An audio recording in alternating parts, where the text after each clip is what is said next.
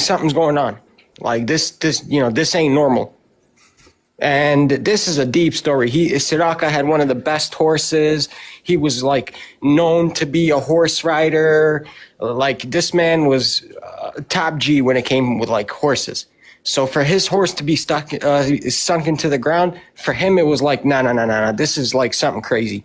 So the third time he tells the Prophet Muhammad, he says, "Oh Muhammad, if you let me go, not only will I not chase you, but I'll also tell the Meccans that you went a different direction." Okay? Mind you, the Muslims, at this point, the Muslims are like nothing. Maybe 5,000, if that. The Prophet walks up to Suraka and he says to him, "Oh Suraka, how are you going to be? How are you going to be on that day when the bracelets of Kisra are put on your wrists as a bounty from the Muslims?" Muhammad is telling this man who does not believe in God, he's a pagan, that he will one day be a Muslim and that he will also wear the golden bracelets of Kisra, one of the greatest Persian kings that ever existed. He will wear his bracelets and he will be a Muslim, and that those bracelets will be put on his wrists from another Muslim. Fast forward a few years, the Muslims defeat the Persians.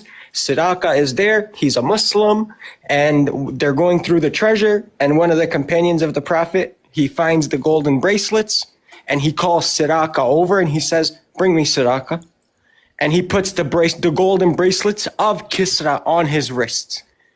Three prophecies I just gave you. How do you deny that? So let me get some clarification on this. So the what you're saying is the prophecies. First, are you including the things that happen with the horses as a prophecy? No. Okay. All right. What's the thing that was prophesied and came to? Sorry, Bear. Yeah, no. Go ahead. That's That's what I need is more clarification on that. Yeah, can you define what the event that was prophesied exactly was? Yes, the event that was prophesied. Okay, prophecy number 1: Suraka would become a Muslim. Prophecy number 2: Persia will fall to the Muslims. Prophecy number 3: the bracelets of Kisra will be placed on Suraka's wrists from another Muslim. Okay. So it's when it comes to this being a prophecy, if spiritual beings, because this is where my theory would go, is it not possible? It would not. That's fine. But is it not possible for spiritual beings to play a role in this? No, you would have to prove that it's a spiritual being. Why would I have to prove that? Why is that? Because at this point you're just denying it. Because I could say the same thing with any prophecy Jesus had in the New Testament. Correct. We could do that, but we're talking about Islam right now. And if you want, we could. But what I'm saying is, if a spiritual being can play a factor in this or not, if it's a possibility, how do we know for certain that it wasn't? Because spiritual beings, because then they would be playing the role of God. How? What do you mean? Because one man, you have many problems with this. I could attack this so many different ways. So, but I would attack it like this. I would say that your God, presupposing he is the true God, allowed for one man to be deceived by a spiritual being to the point where he started an entire new religion, and it's literally overpowering the religion of your God through one man. Not necessarily, bro, because I mean that's happened. There's other religions too that have other spiritual beings that accomplish conquering a region and so forth. That doesn't contradict or if you're saying it contradicts Christian belief, it doesn't. I don't know if it contradicts anybody else's beliefs or if it would contradict anything else, but from my position as a Christian, that wouldn't be contradicting. How? I don't mean to interrupt. You go ahead, Paul. I mean, everybody can jump in. I'm good. What? Do you have the actual citation for that hadith? Yeah, I can get it for you. Please, if you don't mind. And Barry, you have to address his proof. Yeah, you have. Yeah, wait. So, Bear, how would a spiritual being know that the guy would become Muslim? And that part I don't know. It's just like if these spiritual beings are playing a role in what the humans are doing, it could fall into a prediction, right? But how do we verify that he was a Muslim? Suraka? Yeah. How do we? I don't know. I don't know these stories. So how would you guys verify it? Literally, just type in his name.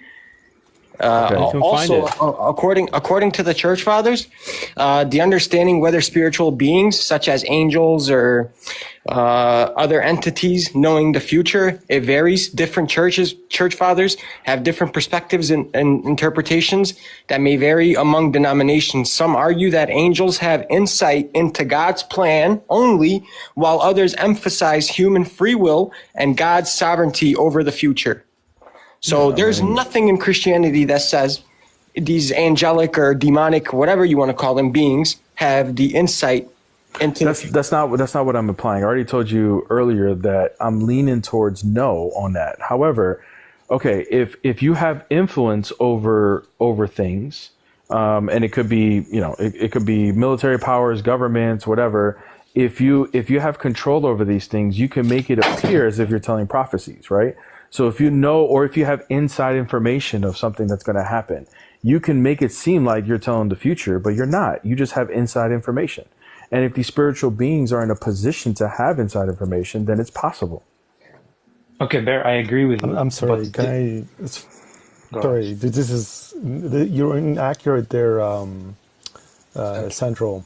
On two things, by the way. The number one that I wanted to respond to right away was it was defeating Christianity. One man, Saint Paul actually did say this: even if the whole world turned to be a liar, I'm paraphrasing, obviously, I will still believe in God. So, and I believe in God that Christ is God. But on the second point, that's not true. He says without the crucifixion that there's nothing to stand on. Well, that's true too, but I'll pull that verse and read it verbatim for you. But in Deuteronomy 13, Moses actually declared that it is possible for a prophet to dream of a dream. So I was going to build on that, but I somehow the topic's shifting. So you would have to say that Muhammad is a prophet. No. Okay, listen. Please, Bear, could you pull 13 and read it, please? What is it? Deuteronomy 13? 13. By the way, are we going off topic? His name is Suraka ibn Malik. What's the reference? Like, who's the muhaddith? And hey, my battery's low. If somebody else can bring it up, I appreciate it. Sorry. Yeah, Central, do you have the reference to it? Yeah, I'm looking for it right now. 1 second.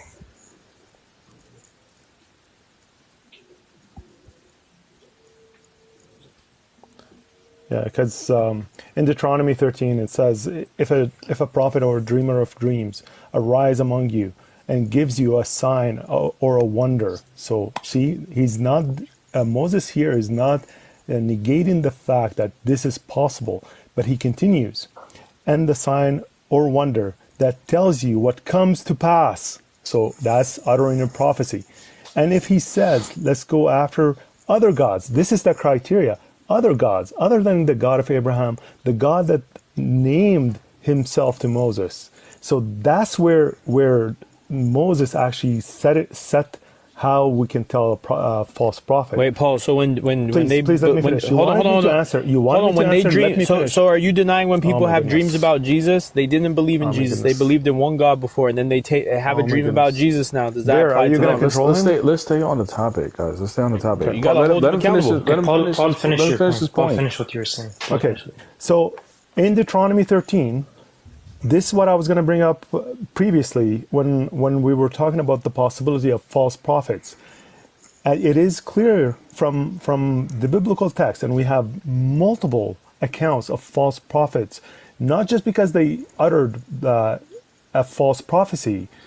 Sometimes their prophecy come to pass. Again, in Deuteronomy 13, Moses is warning us about these particular prophets, but he's not warning us by telling us, just look at the empirical examination of their prophecy. That is true, that needs to be done still, but also in combination, entice you after other gods. That's the point. Okay, but Prophet Muhammad claims that Allah is the God of Abraham. He's not. So Paul's changing the goalpost now. He's saying that it's not only about prophecy anymore. Now it needs other things too. And, well, Wait, let him respond to what I said. please. Yeah. Everyone can claim anything. He's but going. again, He's going off of like he's bringing up according to Christian belief, which is where it starts going into. I really didn't. I mean, I guess we would have to compare it to Christian because we don't have any other standards. So yeah, I'm sorry. Like no, I'm not. It's fine. I'm good with it. It's not really a good, bro. Like if Prophet Muhammad told you to be a pagan or even to believe in one God but not the God of Abraham, fine. But if he's preaching the God of Abraham and you don't believe it's the God of Abraham, how can anyone meet your criteria then? Yeah, I'm sorry. I'm sorry to say this, but we don't believe you guys worship the God of Abraham. I know. I'm sorry to tell you this. I know. Oh, you don't worship the God of Abraham either. I can prove that. We can prove. Don't change the topic. Guys, I want to stay on this topic. I don't want to change it. I do want to stay on. I do want to stay on the prophecy. I know you don't believe it, Paul. I know you don't believe it, but why don't you? Like, if he's claiming to preach the God of Abraham and then he says things you don't agree with, so why is that bad? Here, let me just answer because the answer to this question will lead into like 5 or 6 different rabbit holes that we'll end up getting off topic. I would like the spiritual being topic to stay, but if we can. But to answer it quickly is that we, according to Christians, what we believe is that the Quran goes against what the scriptures say, and the Quran affirms the Torah and the previous prophets. However, the Quran contradicts what we believe. Bro, okay. Bear, you know that. You just lied right now, and you knew it. I did not lie, bro. I'm going off of what I believe. It doesn't affirm the Torah and the Bible, bro. Okay, guys. See, this is what I mean. It's going to go down a rabbit hole, bro. You say. Let's stay on. Guys, with this criteria, no one can make any prophecy. Like, you're never going to believe he's talking about the God of Abraham. Listen. I think the best thing to do, if that's what you want to push and neglecting Deuteronomy 13 and what Moses said, could you also agree that we ought to find some kind of empirically verified? What happened? He probably got a call or something. Also, the Hadith is in Bukhari, Volume 4, Book 56, and Bukhari. Hadith number? Yeah. Sahih Bukhari, Volume 4, Book 56, Sahih Bukhari, 812 and 005, Book 058, Hadith number 250. Okay, so 250? No. Sahih Bukhari, number 812 and 005, Book 058, Hadith number 250. Does not have like one number that you can put in. Yeah, like usually you just give me an actual hadith number. All hadith are numbered. Yeah, there are some that don't have a number. Some of these hadith you're not going to find on sunnah.com. Oh, I see. I do actually have the physical book, so I'm going to have to write this down, and when I get around the collection, I'll have to look it up physically, I guess. Sorry, man, I'm going to get you to repeat like probably the 3rd or 4th time. Sahih Bukhari, Volume 4, right? Oh, 5, sorry. No problem. So the first one is Sahih Bukhari, Volume 4, Book 56. 4, okay. What do you mean, Book 56?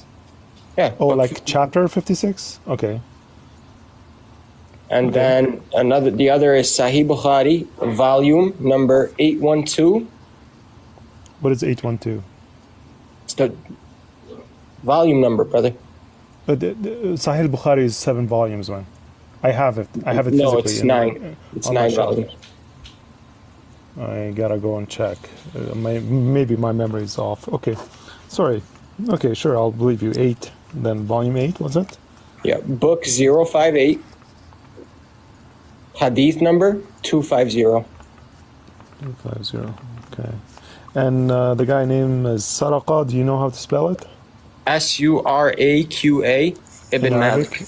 By any chance? Huh? Do you know it in Arabic? Suraka. Okay, well, I'll try to find it. Suraka ibn Malik. Suraka ibn Malik. Okay, the question that I have, is it fair to ask for empirically verifiable prophecies? So, for example, I'll give you an example. The Bible been under scrutiny for hundreds of years. The number one charge against the prophecies in the Bible, the prophecies were written after the event, therefore they're not real prophecies.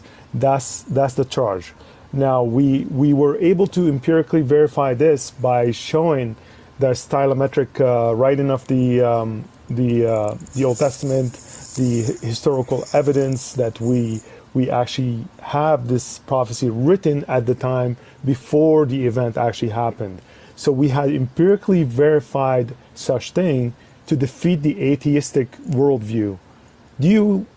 I'm trying to show you that I'm not being unfair here by showing you that this has actually happened on our side with extreme scrutiny and prejudice against Christianity and Judaism. Okay, what's that got to do with us? No, you can't, because the hadiths were, we literally have prophecies that are unfolding today. So how can somebody write about something that already happened 1400 years ago when it's happening right now? Like what, Central? Like the construction of tall buildings by the Bedouins, specifically the Bedouins, who the people who reside in Dubai. They are the Bedouins who went from literally herding sheep, being a bunch of nobodies, wearing sandals, herding sheep, to finding oil, and now they are competing amongst each other and constructing one of the tallest buildings. In fact, now they're building a city in the sky. What if that prophecy... What is that prophecy in the Quran or Hadith? No, it's a hadith. It's a hadith. Please, bear. Not that it matters.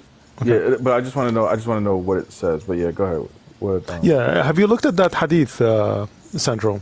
Yes. Okay, I looked at it. This is one of the steps that actually you skipped a few of them before you got to that one. The previous ones that if I would go chronologically the way it was written, it would become to a point of absurdity here. Honestly, like I'm doing you a favor. Do not perhaps mention this because why? Because one of them is saying disprove it, Paul. Disprove it. Sure. So one of them. So there's a lot of them actually. Talks about the moral degeneracy. I don't have the hadith in front of me, and it's been a long time actually. Someone bring it. Okay, perfect.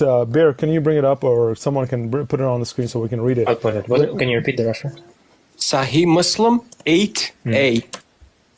Okay, so it talks about the end of times. So it talks about the money becomes in abundance, and no one will pick up money from the street. It was just.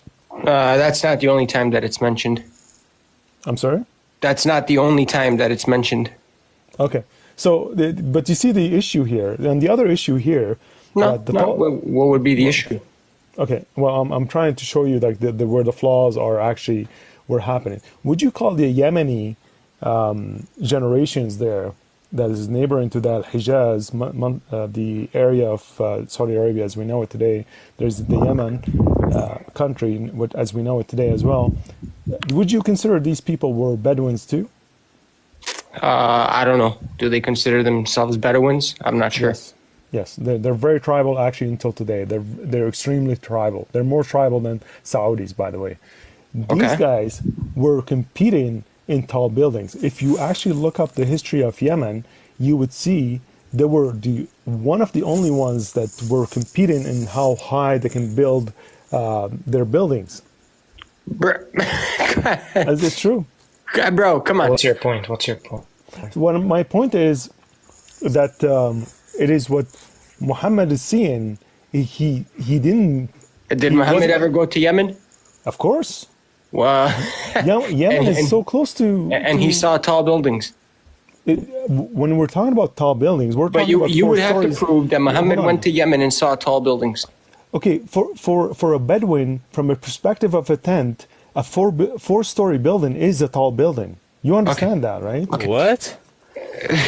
Yo. Bro, you guys stretch so much when it comes to the prophecy. But why wouldn't? Okay, well, it's a bit of a reach. I'm not gonna lie, Paul.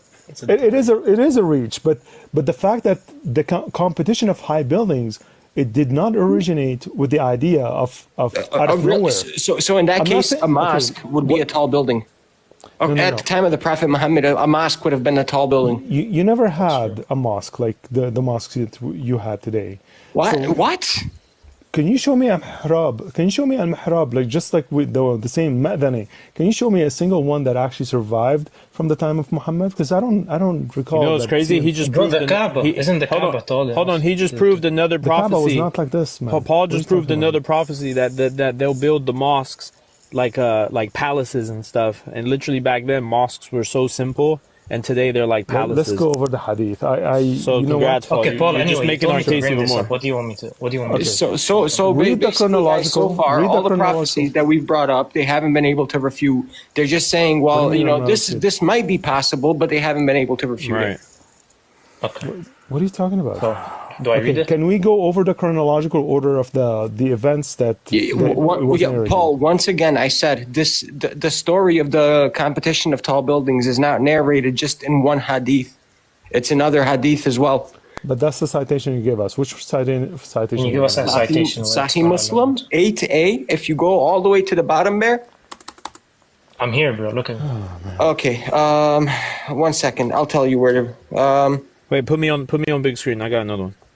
What are we looking at? 1 second. Wait, you're just trying to prove it's in multiple places, right? No. I don't think we have to prove that. Sahih Muslim AA. Here, let me pull it. I'm here, bro. I'm on it. Look. Yeah. Let me pull it up on my end so I can tell you where to read from. One second. All right, put it on. Because it's a long hadith. It is, and Okay, 1 second.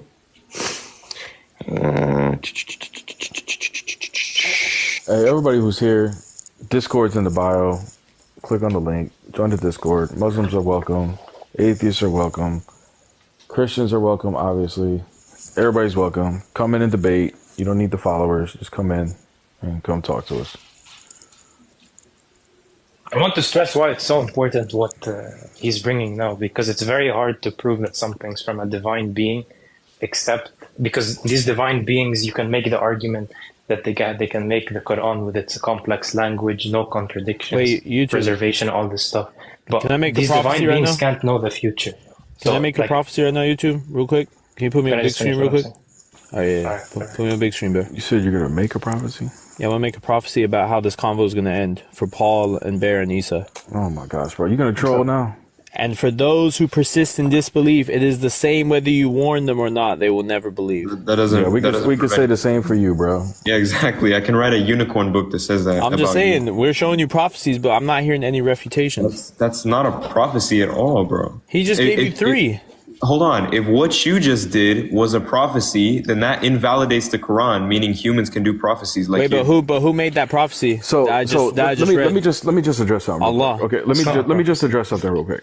When it comes to these prophecies and stuff like that, when we're gonna have I wanted to go down this discussion because I like this discussion. However, if this is gonna turn into these prophecies need to be verified. Like, I understand you guys are saying it, but I would have to go do my homework to go ahead and verify it, and I have not done it, and I don't know about some of these prophecies. So therefore, in order for me to properly refute it, I would have to go ahead and do my homework. So the fact that you're bringing up prophecies that I never heard of before, and because I don't have a direct response because I didn't say anything, doesn't mean anything. Bear, did you write it down? To be continued. But did you write it down? To be continued. Did you write down the references like Paul? No, I did not. Bear. We're waiting for Central. Okay, so the one on sunnah.com doesn't show the full hadith. It's actually longer than that.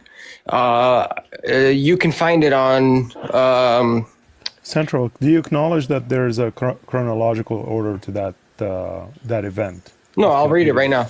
It says, "Tell me about its signs." He answered, "The slave girl shall give birth to her master, and you will see the barefoot, scantily clothed, destitute Bedouins competing in constructing lofty buildings." Lofty buildings. What does lofty mean?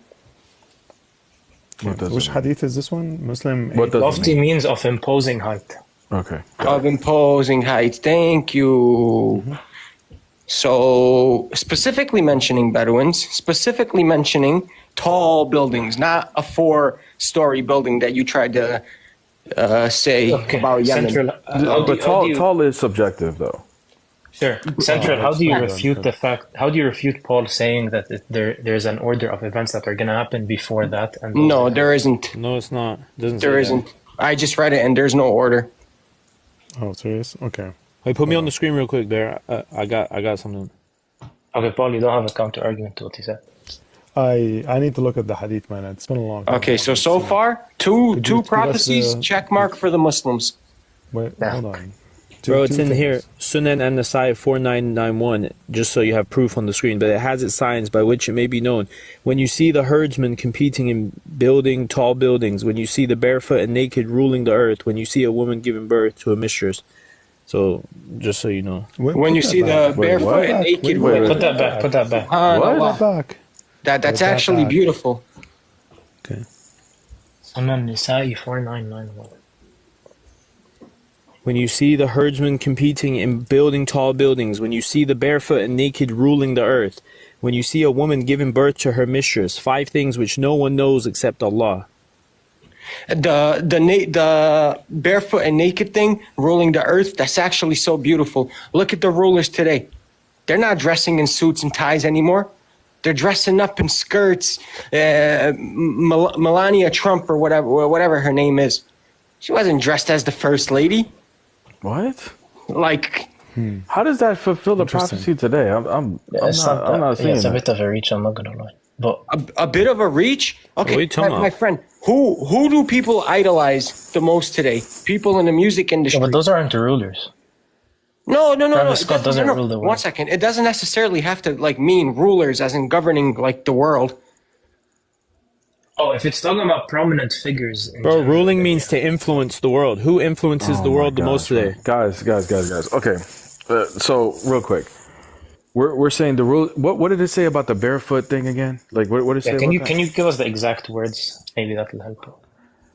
Because it's like I don't know. It's open for interpretation. Bear, you're And- itching. You know it's right Okay, there. do you Bro, want it's- from the it's- Quran first of where all, you? I like this conversation. I'm like one like second. about to be half asleep. You know why I First. like this conversation? Because it's the only time, like this one actually answers the question of which of the two miracles is great. Like this one answers the question which religion is true. The other stuff are all like I agree. smaller things. So all right. So what does it say about the barefoot again? And how does this apply to musicians? Yeah, it doesn't. So rulers. It says when you see the naked barefoot rulers ruling the earth or something like that, right? Mm-hmm. It doesn't necessarily have to refer to like governing bodies, like people of government. It could refer to influential people. Oh yeah, no. It says when you see the barefoot and naked ruling the earth. It doesn't use the word rulers. Exactly. They're barefoot and naked. Ruling the earth. Exactly. So who is ruling the earth that you're applying this to?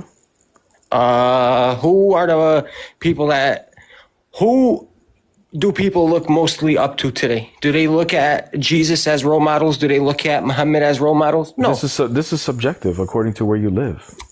Oh my God, bruh. Is it not? Bro, it says ruling the but earth. Am I bugging? Generally Am I bugging to say that generally or what? with social- No, you bugging because it says ruling the earth. Generally, as a Yeah. whole, So you Go think to any part. Go to any part of the world. So Nicki and Minaj then is change ruling. it. Western Nicki liberal Minaj is ruling the influence. earth. No, Nicki one Minaj is What she second. stands for does. Megan Thee Stallion is ruling the earth. Yeah, what she stands for does. And go to any part of the earth and ask them if they know Nicki Minaj. I guarantee you they do. Bro, there's plenty of It places. doesn't make her the that ruler of do the this. earth. I'm not saying she's ruling the earth. That again, it doesn't have to refer to. No, I do exactly get your point, ruling. Central. I do actually agree with his point. In No, general. do you want- These Western liberal secular ideologies have become influential over the world, especially with social media. Like everyone's doing. Now, do you want miracles from the Quran that you guys can't reject? But this one was a bit Yeah, I ambiguous. want- So bring us a specific one. Yeah, please, something. One second. After Central. Yeah. Wait, Bear, bring Yahya up real quick. Who? Yahya who? Yahya Adam. Not the, Okay, not but the Romans is a liar. Yahya. No. Yahya Adam. Because I want him to answer everything about predestination. Bro. Okay, but let's finish this conversation. This guy, first. nobody, he's not coming up. That guy. That was not me. Nobody bring him up. Why do you guys- Well, I'm not coming up. Not No, you. not you. Not you. Okay, so let's go to So chapter I hear 21. Central I'm sorry, really quick. So I hear them asking about those Bedouin, the ones that they're having the highest buildings and stuff. Yeah. Are Yemeni people considered Bedouins? No, Yemeni people No? are Paul, no. you lied. No, Paul. no, they're not. Wait, hold on. No, Bedouins. You know what Bedouin Central. means? Hold on a sec. Let's Google it. Hold on. You know what Bedouin means? Yeah. You think the Yemeni are not I'm asking you. Do you know? With all due respect, do you know what Bedouin means? Of course. Yeah. What is it? Dwellers of and travelers of desert. Thank you so much. And Yemen at the time of Muhammad sallallahu alaihi wasallam, they weren't Bedouin. They have their own houses, and it's known as Yemen Side. So how are they Bedouin? Damn. Wait, hold on, please. Wait, hold on a second. They weren't travelers. Let him respond, yo. They Let him weren't respond. travelers. They were, Am I okay, gonna be able to respond? Bedouin. Am Hold I on, gonna be able brother, to respond? brother. Yes, you will. Let me just tell you who Bedouin is. Sure. Bedouin is the people who lives in tent and travel from season to season to place where it has water and grass for their. You asked me and I answered it. So the Yemen people, they were known actually for their beautiful buildings at the time of Muhammad sallallahu alaihi wasallam. So they weren't Bedouins, no.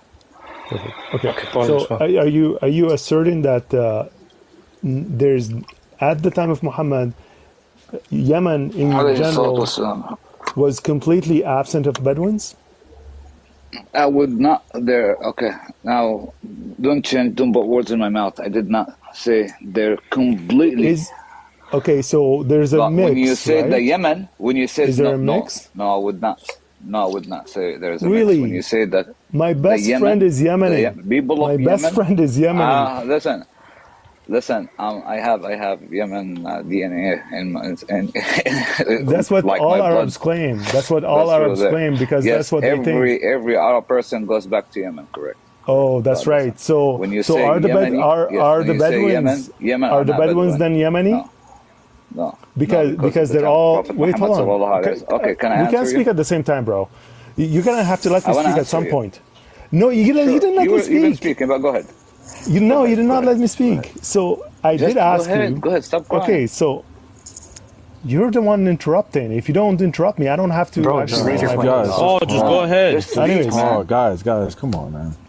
So listen, the fact that you said that Yemen is, you made a blanket statement.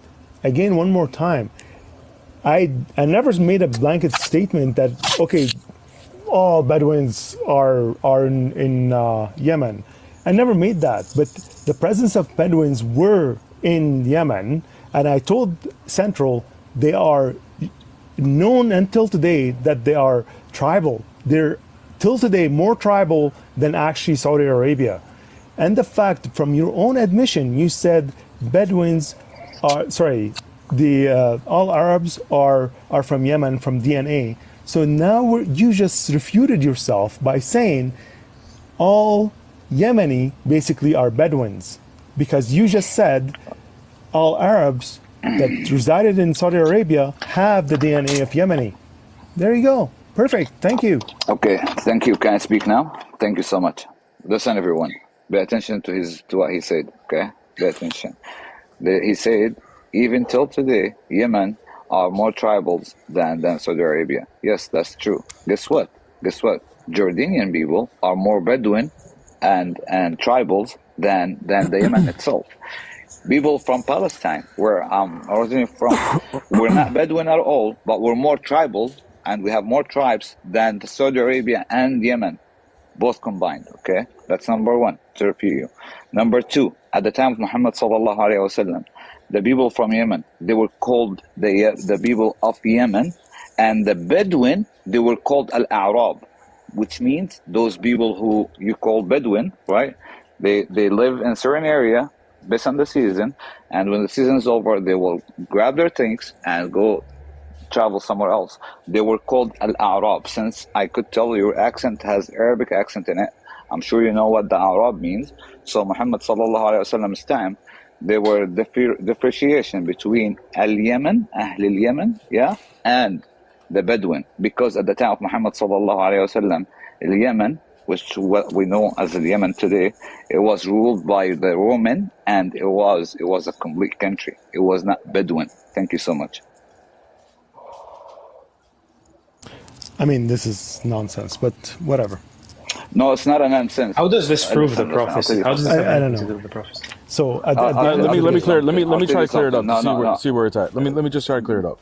Let me just. I wanted to. What I'm hearing from both, so that we can clear it up for the audience. I'm not done yet. Yeah. But I'm not done I'll let yet. you finish. I promise I'll let you finish, bro. I promise I'll let you finish. Just what I'm hearing, just so I get clarification, and you guys can clear it up.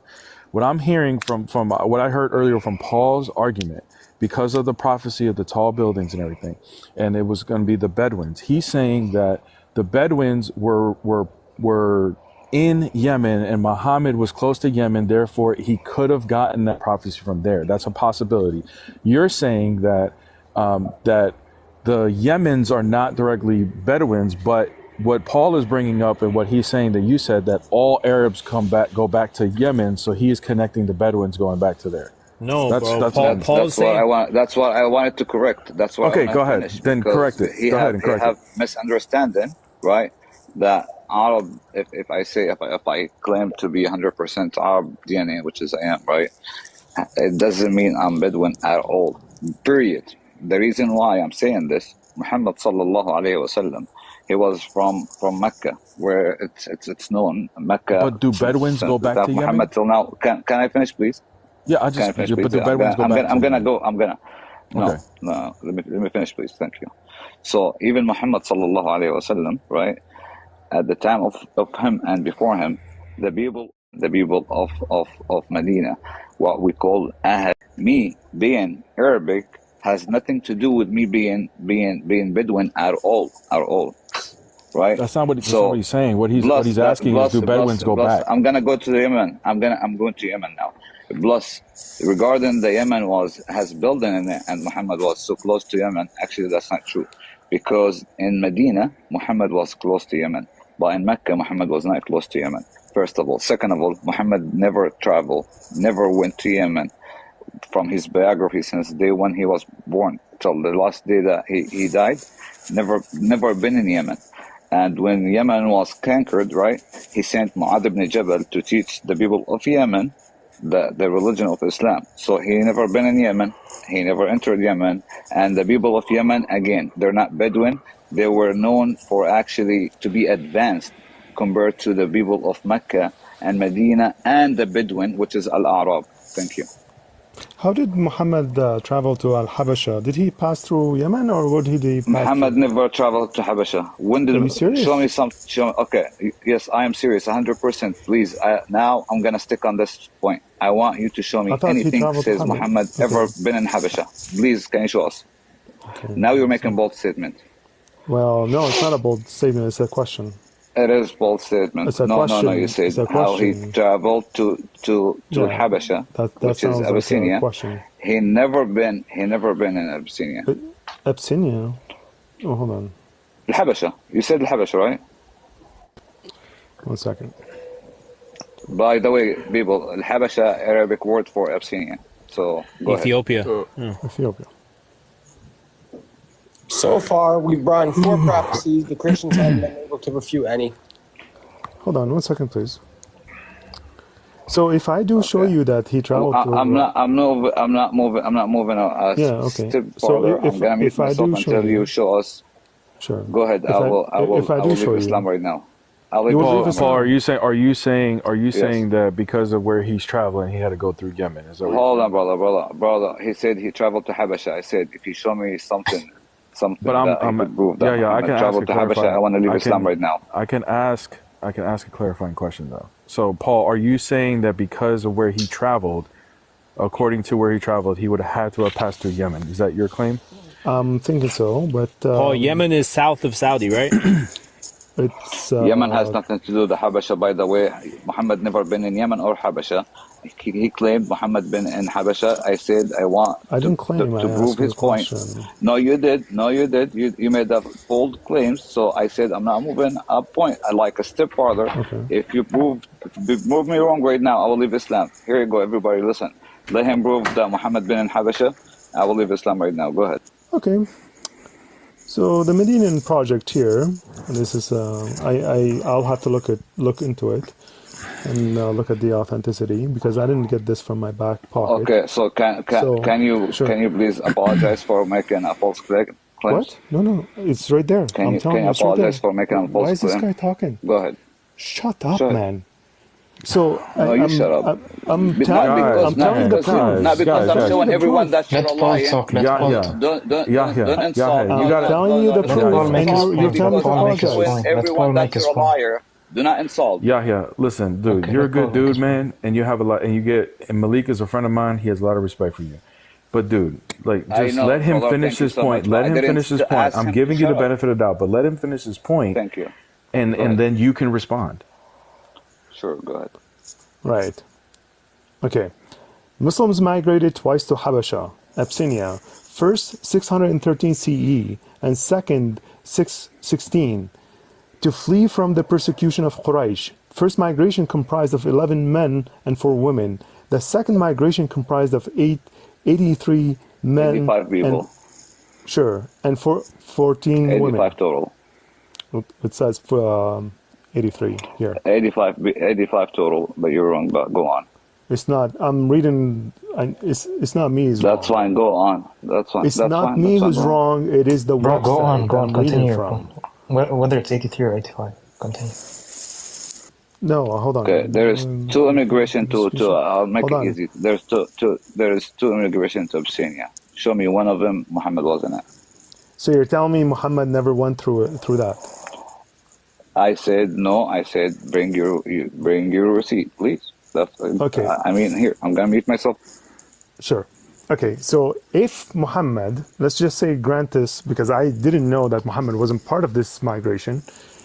If Muhammad wasn't part of it, the Muslims that went and came back, did they go through Yemen? Yes. Can you please go ahead and show us where Muhammad went up to Abyssinia? Again, I did not make the claim. Can you apologize? You actually did make apologize that for a claim. question. Can No, you no, guys? Paul, You did Paul. make that claim. No, you made that claim. You did make that claim. bro. I You said, either apologize okay. Let's be honest, for you did. lying or how did I make the claim? I said, didn't Muhammad you go? made a claim. Yeah, I asked, didn't Muhammad go to Habasha? You did not Through Yemen. ask. You made it as a claim. Can you apologize for lying? Bear, did I make a question or did I make a statement? Yes. He was at- No, you made the claim. You made Bro, the claim, bro. he made the claim because you went to look for evidence. He asked for the evidence. I was under the you impression. made the claim. I'm You not said, even "I understanding, have like, it." where You we're said- going you with said, this "You know what? argument, I Okay, have guys, it." this so- doesn't Come on, progress the man. conversation. I know. It doesn't, bro. It doesn't. nitpicking. When someone make a bold claim, lying about it, and I'm like, I took it easy. I'm like, you never been. Oh, are you sure? I'm gonna show that you're wrong.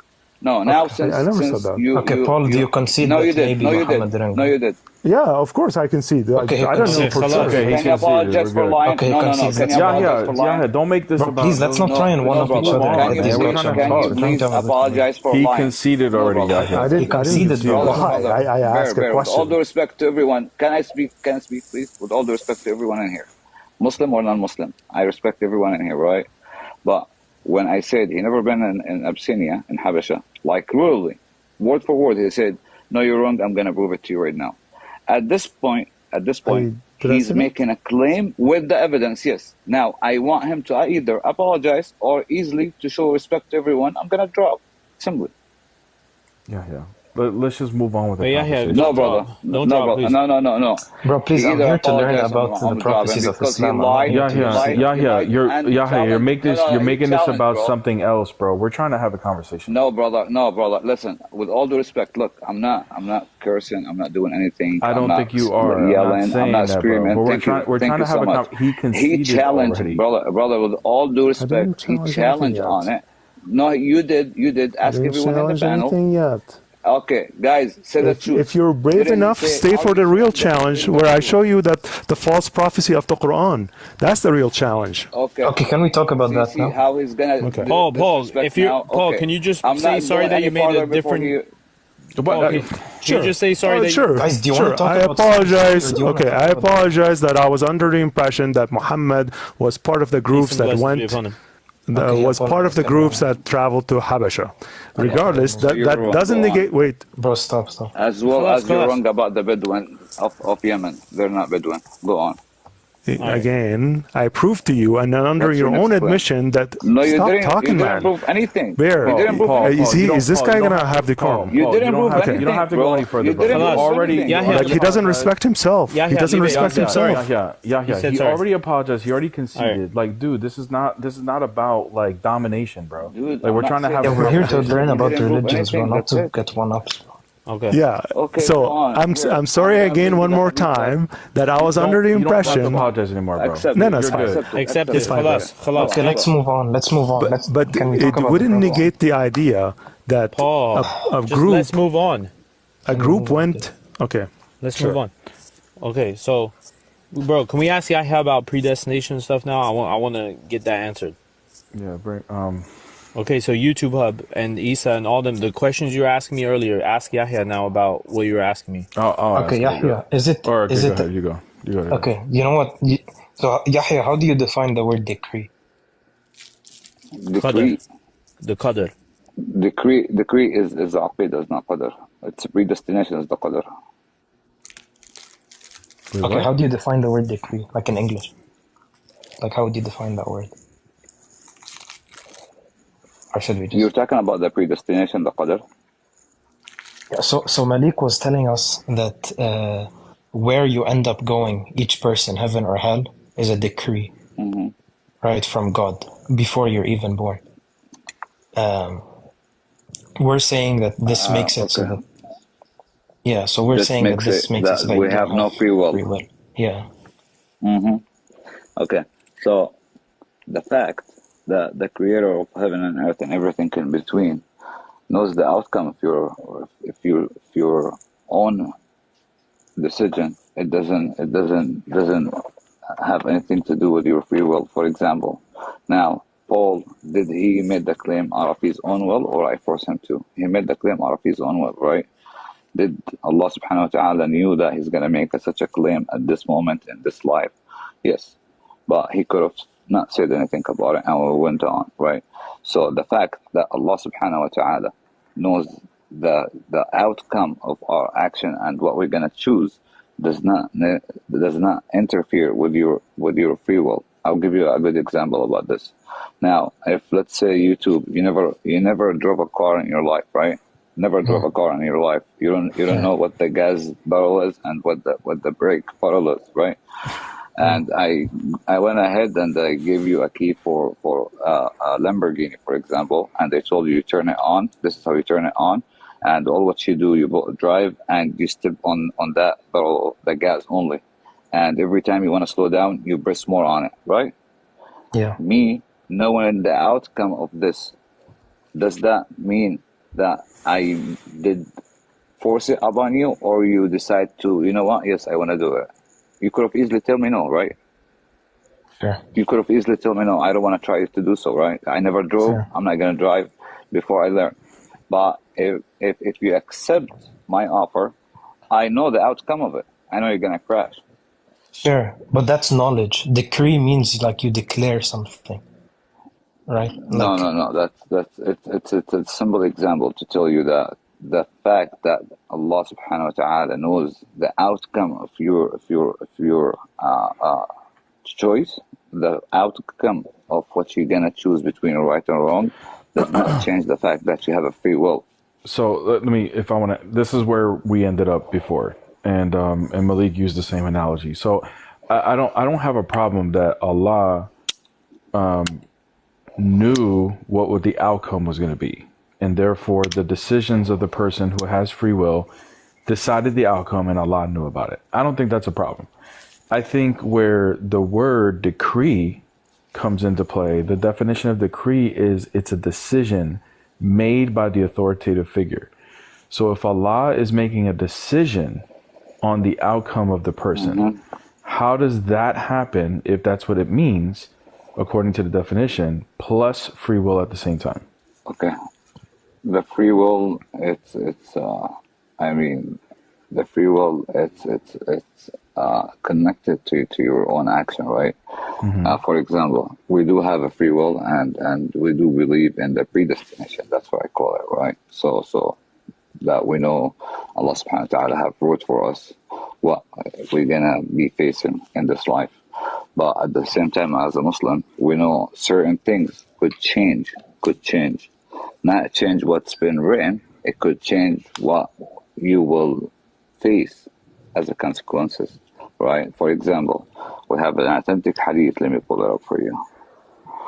So before you go into the hadith, okay? So you said it. If Allah has written something, so are you saying you do agree that Allah makes a decision on it? He doesn't make a decision. He just writes down what he knows. Okay, so you're saying he writes down what he knows. Yeah. However, something can change down what he knows. Is that accurate? That's a good question. Yeah, you can answer it. Can you say that question again? I'm sorry, I'm reading at the same time. So you're saying so let me clarify. So Yeah. Yahya, just to clarify, when Allah wrote it down, are you saying he made a decision on the outcome or he knew of the outcome? Just one question. He knew the outcome. Okay, good. He knew the outcome. So he knew the outcome. So are you saying that there are actions done by a human that can change what Allah knows the outcome of? It could change what Allah knows. Okay, now Allah is the all-knowing, right? He knew the outcome already. But again, for example, I'm gonna get you the dua the hadith to make it how much or maybe a bit easier to understand it. It's kind of philosophy way, which is I'm not good at philosophy, but we have a hadith from Prophet Muhammad sallallahu alaihi wasallam says, "إن العبد لا يحرم الرزق بذنب يصيبه وأن القضاء لا يرد إلا في الدعاء." So that's the first part.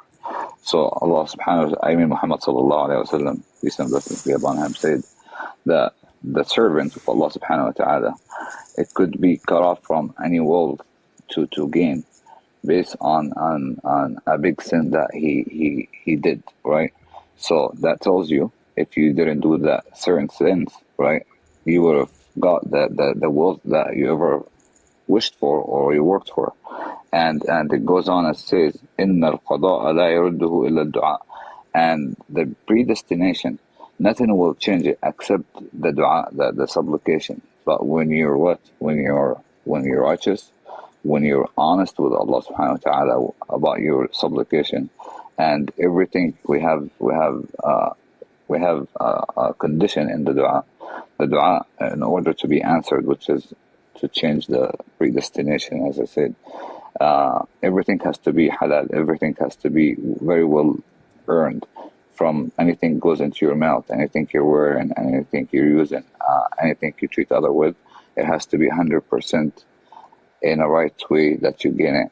If you had to lie with one word to gain an extra $1, then your dua would not be accepted, or your supplication, if that makes sense. Yeah. So, but the dua, then does that change what Allah wrote down? No, it won't change what Allah subhanahu wa ta'ala wrote down, because the dua will be written already that you're gonna be that righteous person, and you will make that dua, or someone will make a dua for you, and that dua will be accepted, and therefore your lifespan could be extended longer than what we're supposed to be. Okay, so if, Yo, Bear, I'm gonna drop. I gotta get going. all right, bro. Thanks for coming up, man. No problem. Thank you for having me. Assalamu alaikum. Central, before you drop, Habibi, if you go to really quick, I'm sorry guys, because I really want to give this to Central. What's up? Yeah, I want to give you something really quick. اللهم صل على محمد. سير أعلام النبلاء. سير أعلام النبلاء. Let me see. 26, volume 26, page number 265. You could see everything about Suraka and his whole biography and story. Oh, yeah. I have the book in my hands right now. Alhamdulillah, Okay. I have it. Yalla, guys. Assalamu alaikum wa All right, bro. Take it easy. So Yahya, what I was asking is, like, okay, you said earlier that Allah writes down what He already knows the outcome of. Okay. Mm-hmm. Fine. Everything has been written down already. Right, it's been written down already. Okay, because he knew the outcome. Fine, And I the don't have a preserved problem. tablet. I don't Yes. have a problem with that. But then, what is being changed? Because it's very clear that keeps being brought up that something changes with dua or supplications, etc. That something changes. If Allah already wrote it down, that would and He knew the outcome. That would imply that that's already been known. And it doesn't matter what you do, that's already been known. What changed there then, if it's not what he wrote down? Okay. Now, for example, you're a Christian now, right? Yes, Aren't you Christian? Let's say you believe that you're going to die as a Christian, right? And Allah subhanahu wa ta'ala have decided to guide your heart tomorrow and become Muslim. Does that mean Allah changed His mind about you? No, it doesn't. But I'm not the one saying something changed. You said multiple times, and this was said with other Can I Muslims. rephrase it in a better way? Yeah, go ahead. So, Yahya, let's say, right now, let's say Bear tomorrow converts to Islam and he dies 1 year later, right? Would right now, or not even right now, from the beginning, was Bear written to enter heaven, or was he written to enter hell, and then it changed to become heaven? Can you repeat your question, please? Wallahi, I'm reading and listening at the same time. Yeah. So if tomorrow Bear was to accept Islam and then he died a year later as a Muslim, today he's not Muslim yet. Is it written that that is his decree, is his written decree that he will enter heaven, or will it be that he will enter hell today as he is a Christian? That will be written already. That will be his decree, yes. What is it? Heaven or hell, the decree? I mean, based on the person's action, I'm not Allah. Yeah, no, like in my example. In my example, we as a Muslim, we're supposed to say Allah knows best, because I don't know what that person will end up being. I'm being honest. I get it. So, okay. And that's not my argument. So I'm saying let me try. I got your question, bro. I got your question, but you're asking he will enter heaven. We know that. I'm not supposed to answer this. No, I can't say yes. Okay, so when it's saying something changes, because there's I don't know if it's in the Hadith or what source you were going to bring it up. What is it referring to as changed then? What is the Hadith referring to as changed? Hadith referring to the wealth that you could earn in this life.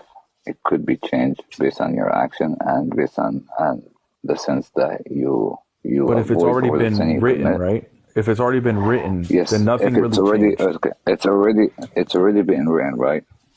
But Allah subhanahu wa ta'ala decided to someone righteous make dua for you, or you truly switch to 100%, 180 degree, the opposite, from being the worst servant to one of the best servants.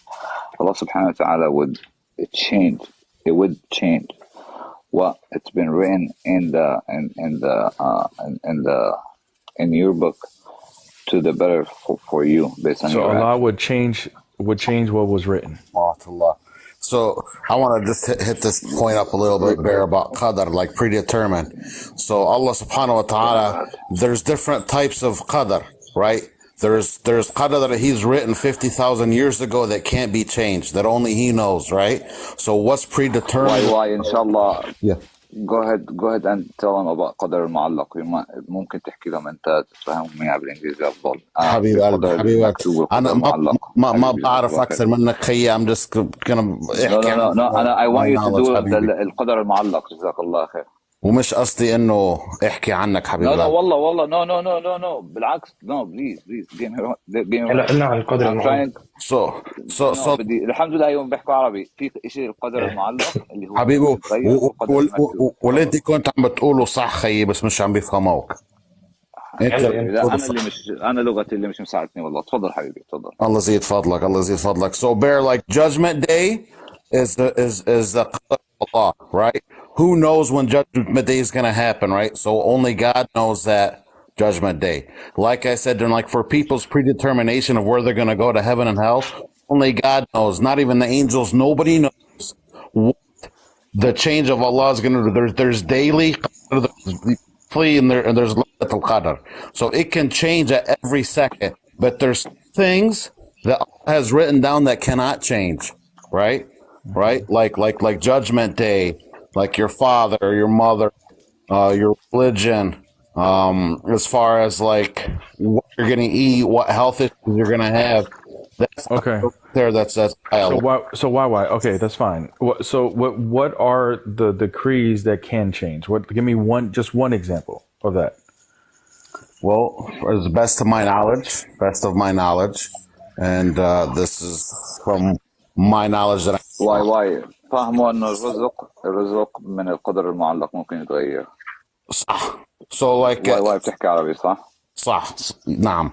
يا الرزق عندنا بقواعد الشرع اسمه قدر معلق، ممكن يتغير على حسب انت معاملتك مع الله سبحانه وتعالى. أكيد 100%. يا طلب مثل احسن مثل الرزق. Your wealth. So he's saying the wealth is predetermined. But how about heaven or hell? This is actually more interesting. Is heaven and hell predetermined? Who cares about wealth? I mean, I don't know why you guys are so concerned about the wealth. I'm not so concerned about it. So what I wanted to know was just one example. Just one example of something that could be changed. That's all I want to know. Like what's one example? Wealth. Your earthly wealth. And get you this hadith. Okay. So let's just go with the wealth. Let's just go with the wealth. Okay. So Allah wrote down whether someone was going to be wealthy or not, but then that can change, correct? Just to clarify, is that accurate? We call it in Arabic al-qadr al-mu'allaq. Yes. Okay. So if when Allah writes down according to Yahya, that's something that He knows is going to happen. So if He writes something down that you're going to be wealthy, but then you're not because of what you did, does that mean that Allah did not know the outcome, or did not? Allah knows the outcome. Allah knows the outcome. Okay, so then why would it need to change? That He would change it?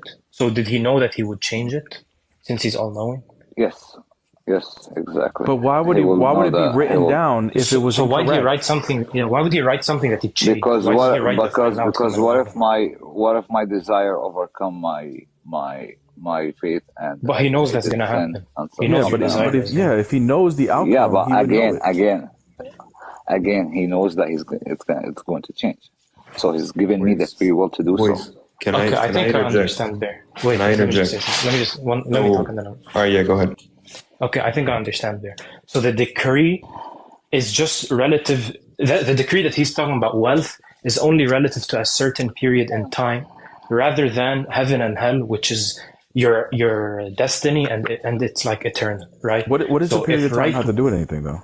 Because if let's say you're wealthy now, then it's written down that you're wealthy now. But if you are to lose your wealth, then it should then be written that you lost your wealth, right? So what's written is only what's currently going on. No, but that's not. That wasn't the definition that was given. Now the definition is changing, because the definition was told that what was written. Because the word. This decree, is what I understand. Hold on. The word. This is where it gets kind of funny, because the word decree means a decision. Okay, according to what Yahya told me, that's not what it means. It means the outcome that he already knows. Fine, I don't have a problem with that. If he's all-knowing, he should know the outcome. But now it's not that for that. What that means is he's only writing down of what's the current status of it. So that's only for this specific type. It depends on the type of decree. For qadr mu'allaq, which is what this is, then yes. For your other things, give you a quick example I know from my knowledge, that there's in Islam, there's certain ways that can prolong life, and one of them is being kind to your relatives. So under the daily qadr, if each one of us has an angel of death that visits us, and when that decree comes, Allah subhanahu wa ta'ala sends it, and He comes and He takes our souls away, the angel of death, and each one of us has one. So during that, if we did something kind to a relative, and let's just say that they sweared at us and we forgave them, and we were nice to a particular relative in the family, right? And then for that day, Allah sent for that angel to come take our soul. Allah can change that and only Allah knows under his majesty and his hikmah and his knowledge, and he will say, leave that soul. He has done something to one of the provisions to prolong his life, which is being next to relatives, and he can stop the angel of death from pulling the soul out of the body. That is one example. Yeah, but then, so there's different types of decrees there. That's the point. For some of them have that definition that we told you earlier. So that's fine. Okay, so there's different definitions. Okay, so what about the heaven or hell? Is that one that changes or doesn't change? I think it doesn't change. Wait, YouTube don't let Yahya and YY. Yahya, does the decree of heaven or hell, does that one change, or is that written set in stone? I don't. I can answer this if That's only I'm gonna be straight. I'm gonna be straightforward. I appreciate you being honest. Bear, put me on the screen. Yeah, no, Yo, Bear, can I answer? To me, I go with the hadith from Prophet Muhammad sallallahu alaihi wasallam. He says, "Man qala la a'lam faqad afta." Whoever said, "I don't know and Allah knows best," it will be rewarded as he gives the right answer. So if I don't have the right answer, I can't answer. I'm sorry. I have no right to say. I have What no I right do to know- say I don't know. Yeah, okay. What I do know is that there's a hadith that when you're still in your mom's stomach, there's an angel that writes down the decree of whether you go to heaven or hell. So I assume it's set in stone. It's just one thing that's set in stone based on knowledge. Isa, did you want to make a comment or something? Isa? Yeah, so God being all-knowing, there is absolutely no escape and no justification for any of this unless you change the definition of all-knowing. Now, if you take all-knowing as yes, he knows the future, then everything is already set in stone. It's done. There's no, if I make dua or if my desire overcomes somehow, there is no escape at all. Allah already knew that was going to happen. Unless you say that being all-knowing means that he only knows all things in existence, which mean things in the past and things in the present. If the future hasn't came yet, then how is it a thing for God to know? Now, you say, well, this would be giving a human God properties because let's say that YouTube Hub does something and I know that YouTube Hub did that. Well, yeah, because I witnessed it. But the point is that God knows all things that are happening. So he knows that YouTube Hub is eating pizza while he knows some other kid in China is eating chicken. That's all knowing. But if you're defining all knowing as he knows the future, there is no escape. Anything that you do, it's already set in stone if he knows. So does the Father know the future? Yeah, I would say he does, yeah. That is called Okay, so how do you not have that problem? How do I not have that? What do you mean? How do you not have that problem that you just described for Islam? Well, because there's a claim of a decree being written down. No, the only difference is that it's written down. Hold on. YouTube Hub, not only that, but because it gets reconciled, and Bear would disagree with me on this, and he'll probably cringe, but I'm saying that the millennium is going to come where we're not subservient to our desires. Oh my gosh. Yeah, you told me this before. Please. This is weird. Save it for Discord. Okay, we're not gonna do that. Save it for Discord. There is a hadith of a woman who would sell her body for money, and she took it upon herself to take her shoe off, fill it with water, and give it to an animal to drink. And then that action right there, showing her compassionate to an animal, led her to go to heaven. Yeah. Right? So we have hadith that talk about, gestures of, what person did that took them to heaven. Right?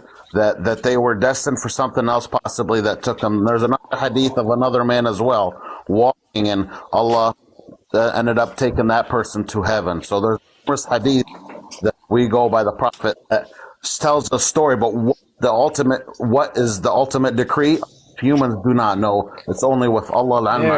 Bear, I told you that we have two abodes, one in paradise and one in hell. Mm-hmm. And Allah is the Malik Yawmuddin, the master of the Day of Judgment. He decides where we're going. Either there. Malik, let me, inshallah.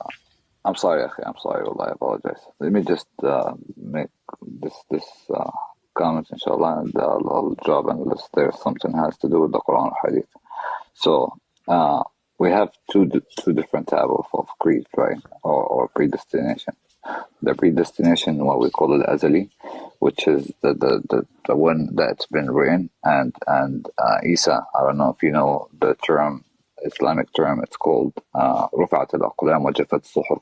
Means the pen has been lifted and the sheet has been dried, for everything been written down for a human being, right? But that's what we call it azali. That's been written already. It's not gonna change whatsoever. But there is something else that it's called al-qadr al-mu'allaq, which is the hanging creed, right? And Yes. this exactly, word for word, let me explain it in the best way possible that I could with my ability, right? This is about what has been written for you, and what the angel been writing on you, right? For example, we as Muslim, we believe we have two angels, one on the right side and one on the left side. And the right side will write the good things or good deeds. The left one will write the bad deeds. So that's what we call qadr mu'allaq. والذي في الصحف التي في أيدي الملائكة فإنه يقال اكتبوا عمر فلان فإن لم يتصدق فهو كذا وإن تصدق فهو كذا. Okay, so Allah subhanahu wa ta'ala, regarding the qadr al-mu'allaq, the hanging creed, right? It will be in the books of the angel when they write what you do. So Allah subhanahu wa ta'ala will be telling the angel, if this servant make that type of charity, for example, as he wrote for him, right? But his age or his lifespan to be this long. If he doesn't make this charity, but his lifespan that long. But in both ways, right? Either this one or that one, it's been written in the preserved tablet. That's not going to be changed. So that what we call al-qadr al-mu'allaq. I hope that I get You said Isa. Are you talking to me? Meaning. Yeah, regarding the رفعت الأقلام وجفت الصحف. Okay, yes, I'm familiar with the pen has been lifted and the page has been is dry. Yeah. But I'm just trying to get it. Thank you, Habibi. Paul knows Arabic too. I'm trying to get it. I'm glad everybody speaks Arabic, so I could say this in Arabic, and inshallah that should and I will follow with the verse from the Quran.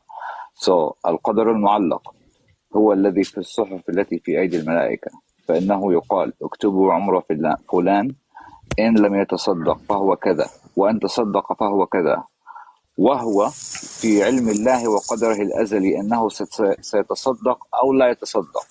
فهذا النوع من القدر ينفع فيه الدعاء والصدقة لأنه معلق عليهما، وهو المراد بقوله تعالى أعوذ بالله من الشيطان الرجيم بسم الله الرحمن الرحيم لكل آجل كتاب يمحو الله ما يشاء ويثبت وعنده أم الكتاب.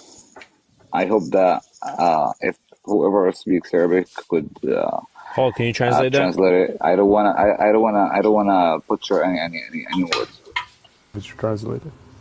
Sorry, I was reading something else. No, it's okay. It's okay.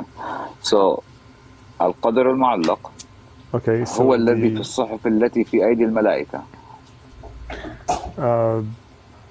It is in the page. How do you wanna translate It's the hanging.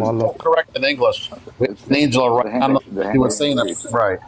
And I agree that this is Islamic concept. I have no issue with that.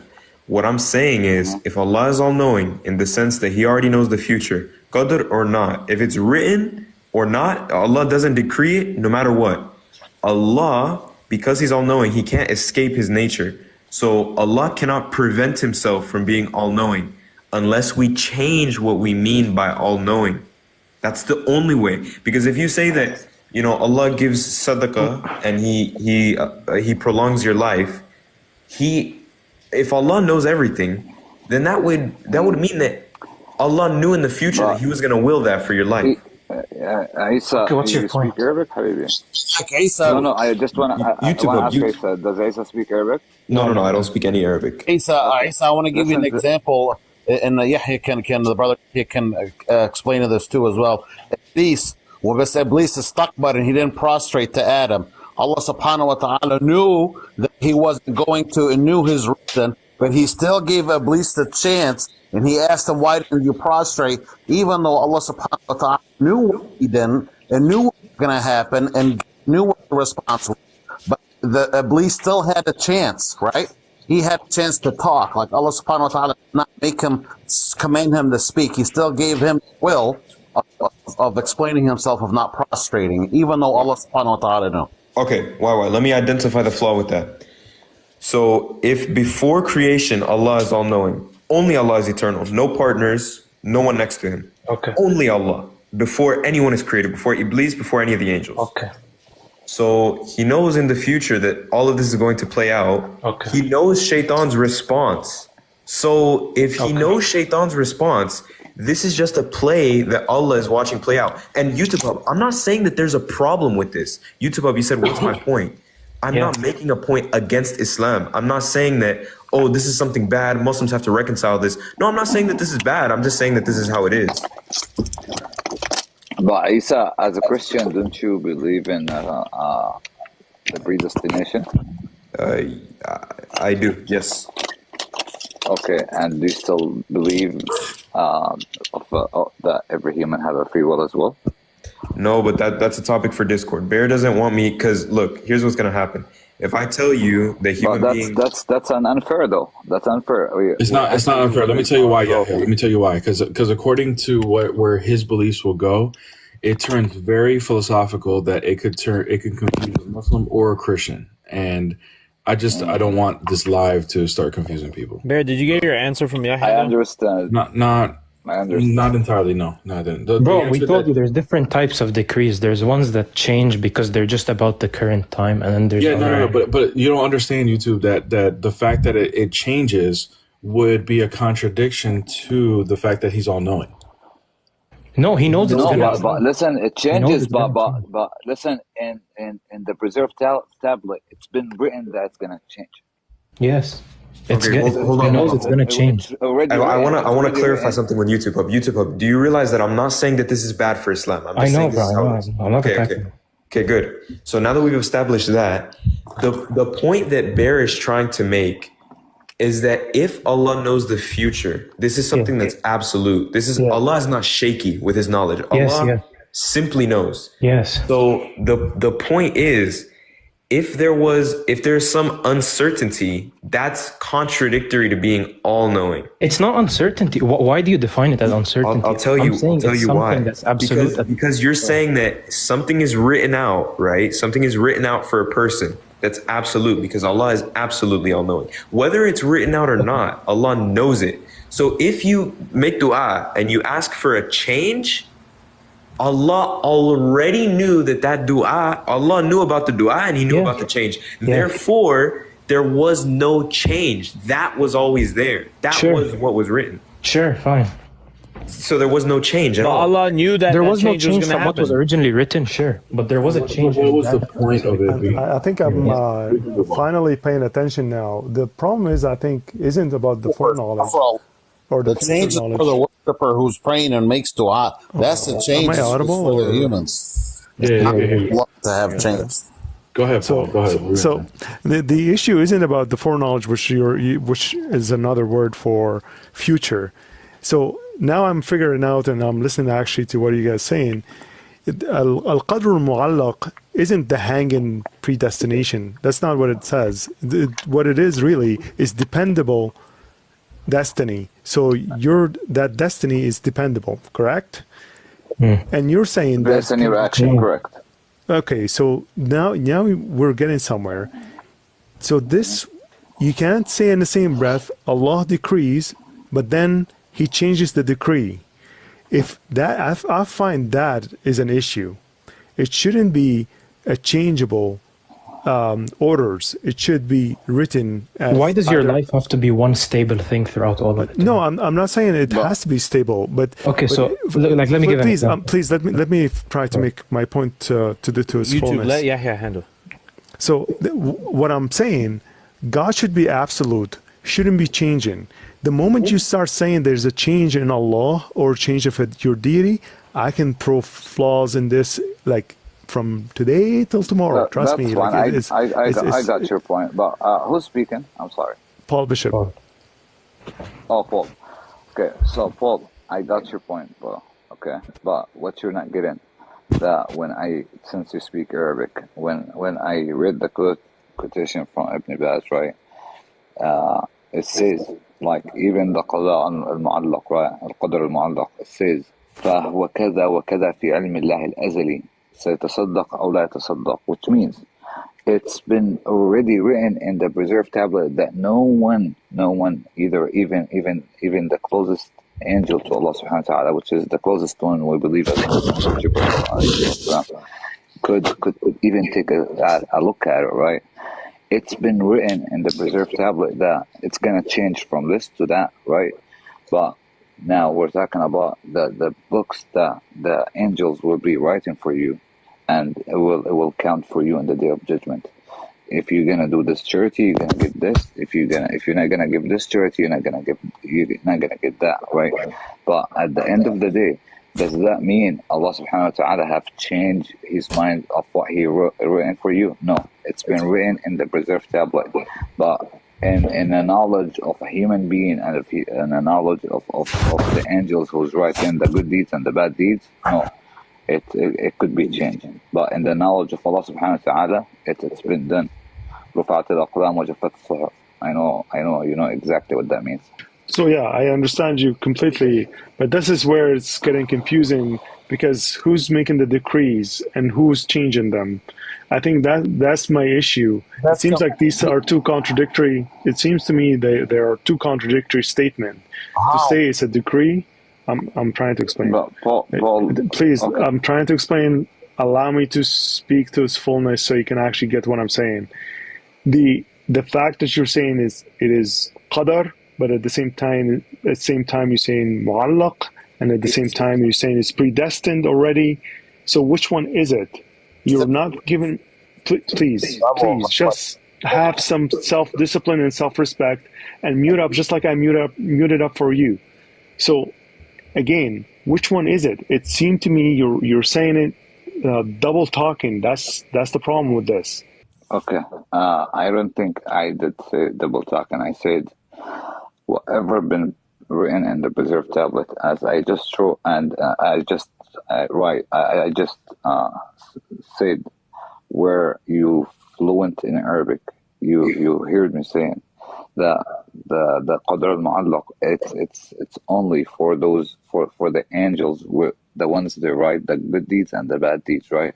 So when Yahya right now came into this room and said, you know what, I don't know, I don't have a bride in Islam. When I do know something, I said I don't know. It's been written for me. Oh, instead of saying, oh yes, this and this and that, and it was wrong, Yahya decided to say I don't know, because he didn't know the answer about hellfire and heaven, right? Now, Allah subhanahu wa ta'ala, does he know that I'm going to answer this? Yes, of course. In the preserved tablet, yes it is. Is anyone other than Allah subhanahu wa ta'ala knows what's in the preserved tablet? No. Is the closest or the highest rank of angel knows or could take a look at the preserved tablet? No. Even Jibreel alayhi salam, right? So back to the same point. Allah subhanahu wa ta'ala is not changing today. He wants to do this for Yahya, and tomorrow he wants to change his mind about what Yahya is going to be doing. No, it is being written down. But the fact that Allah subhanahu wa ta'ala have wrote it down in the preserved tablets where no one else than Allah, the all-knowing, knows about it, it doesn't change the fact that I have my free will to choose between right and wrong. Are you done? Because, okay, I don't know if you guys getting the same impression as me, but this whole dependable destiny, it becomes a facade to me. Because if you're saying it's only a facade that is hung over the angels and the humans' head, but the true destiny is already written and it's already there, then we're rendering back to the same original point, that is, this is hard determinism. This is hard determinism. There's not. This is just a facade. The whole idea of al-qadr al-mu'allaq, or the dependable destiny, or the dependable predestiny, is just a facade, and there's nothing to do with anything. Exactly. Because if you're saying everything is written, then this honestly, is just a facade. That's been my question. It's like, what? Not exactly those words, but it's like that's the part where it's like, how does that not turn into what you just described? And I didn't know the terminology. Okay, let me give my last take on this. Yeah, as Malik knows, and Brother Yahya knows, I think, if any Muslim here knows, I don't speak philosophy, right? This has to do a lot with philosophy, and I mean, I like the hadith from Prophet Muhammad sallallahu alaihi wasallam where he says, "Rahim Allah bi'in arafa qadra nafsuh." Right? Allah subhanahu wa taala will bestow His mercy upon any human who knows his limit. Right? So my limit is not with philosophy. Ask me about Quran, about hadith, about something to clarify. Yes, no problem. But philosophy, I'm not the best at it, and to be honest, I want to stay away from. Why? It's not because it's haram or halal, because I'm focusing on something, and I was just talking to Malik over the phone about it today. Now, I try to explain it within my best ability. If I didn't get the point straight to you guys, it's my fault. It's not that. It's not. It doesn't have explanation. It does have. I'm sure there's thousands of brothers on this app could answer million times better than my answer, but I just answered you guys with my best ability to answer. All right. Well, thank you. There's nothing else to say on it. Yeah, just go. You have no idea what you're saying. Okay, thank you, man. I appreciate it. Thank you. I didn't say that. No, not you. Someone wrote that. I'm like, okay, I'll go anyway. But like I said, I answer with my best ability, brother. I'm not gonna make. Please stay because the next thing coming up. Sorry. No, I respect it. No, I'll stay. I don't mind to stay, but like I said, I did answer with my best ability when it comes, because it has a lot to do with philosophy, right? And I'm not a philosophy person. I know about al-qadr al-azali, or al-qadr al-maktub, or al-qadr al-mu'allaq. Now, I could give a little explanation here and there about it, but especially with the language barrier, as you guys know, or you noticed, I would say this is the best I could explain it with, and I'll leave it at that. Can we change the subject? Yeah, please. Yeah. Okay. Could we listen? Sorry.